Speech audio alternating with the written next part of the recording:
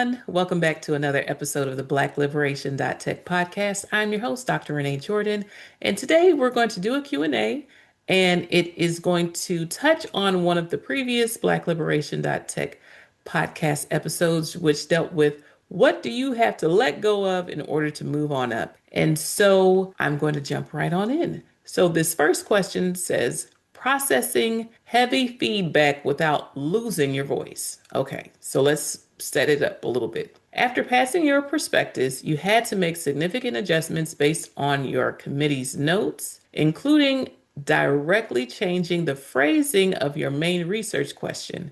How can we process and implement heavy critical feedback from mentors or supervisors without feeling like our original ideas or voices are being erased? Okay, so the first thing to recognize, whether it is feedback from your dissertation committee or feedback from your supervisor, you have to recognize that this is a collaborative effort. And so while you'll say, well, I'm the one doing the work, I'm the one putting the project together, I'm the one that's going to do the interview questions, this, that, and the third, it is a collective process because your dissertation committee are the ones who are responsible for ensuring and providing feedback to help guide you along your process.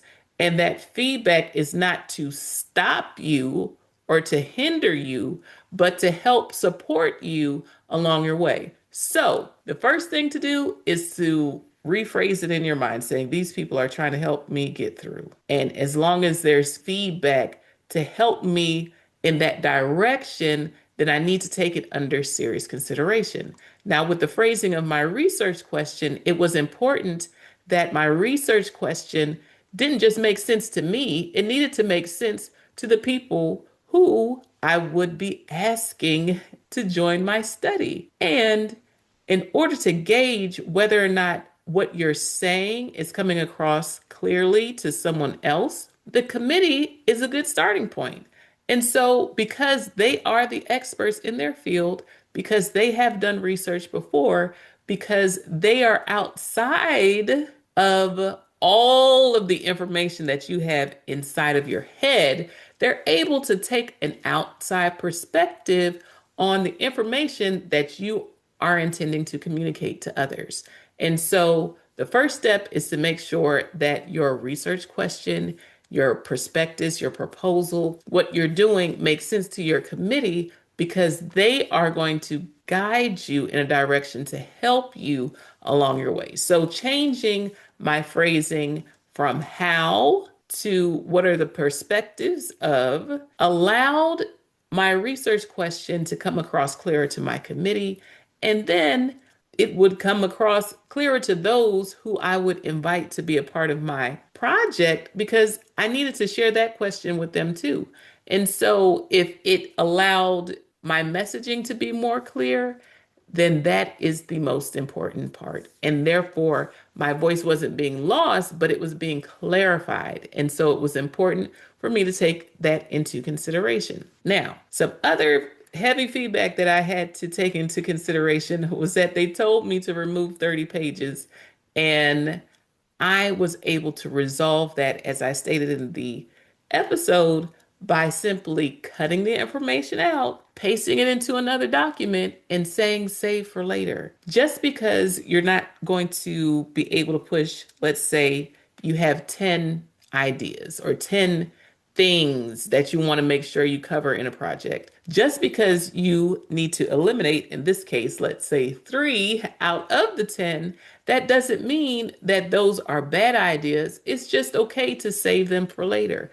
Maybe it'll come up another time. A part of the feedback was that piece or section, that information that I was removing would be good for an autoethnography, but I'm not doing an autoethnography right now. Therefore, that needs to be removed because although the information might be helpful to me in terms of processing my journey and my progress in how I came about deciding on what to do for a project, that doesn't mean it has to be in the dissertation. It can be in an autoethnography.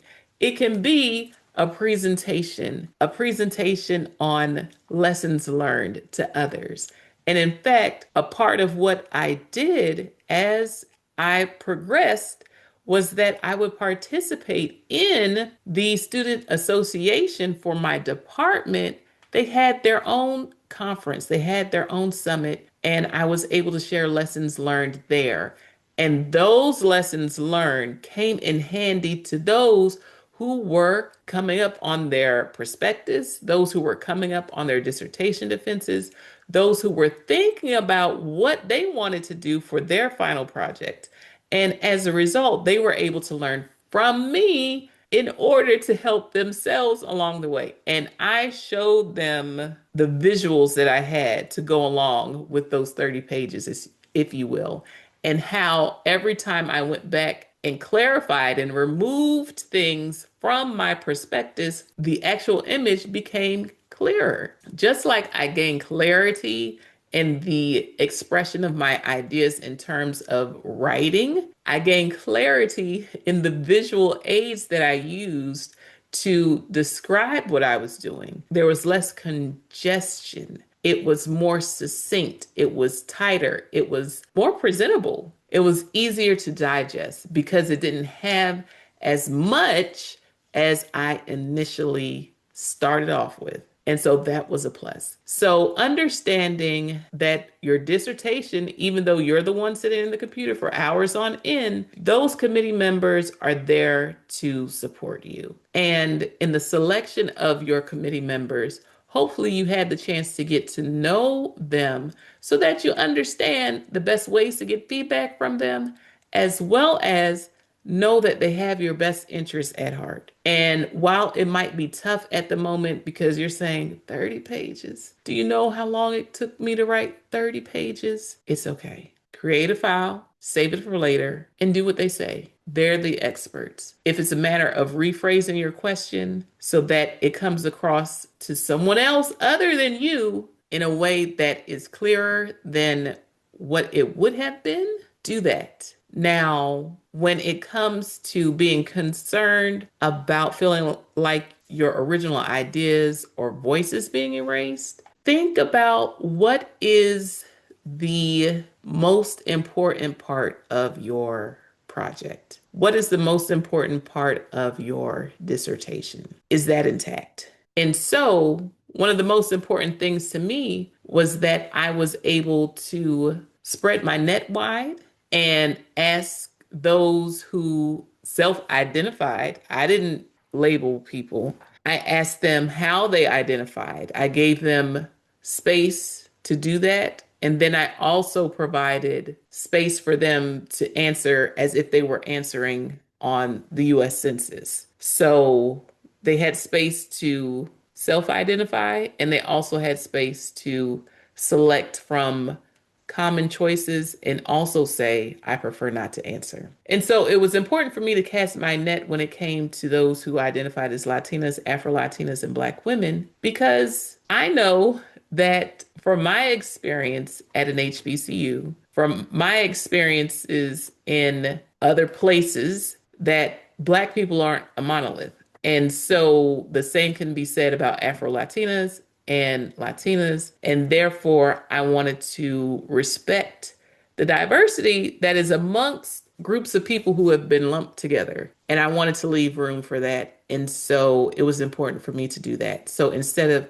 just sticking with Black women, because if you say Black women, there are some Black women who identify as Afro-Latinas. If you say Latinas, there are some Latinas who identify as Afro-Latinas, and then there's those who identify as Latinas.